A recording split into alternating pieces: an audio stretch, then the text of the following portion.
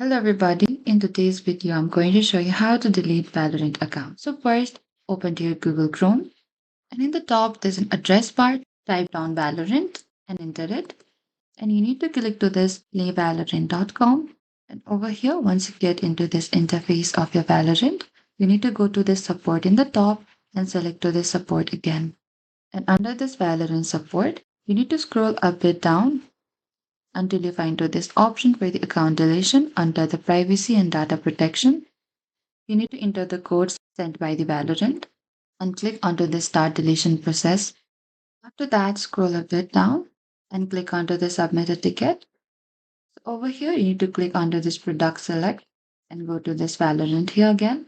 Select to this category and choose this account management, data request or deletion. And here you need to select for the each and go to this PC and select the inquiry for the account deletion here and type down the subject for account deletion. You can also type down the description. And if you want to upload any of the files here, you can also do that. And after you can submit it. And that is it. Thank you for watching this video. I hope this video was helpful.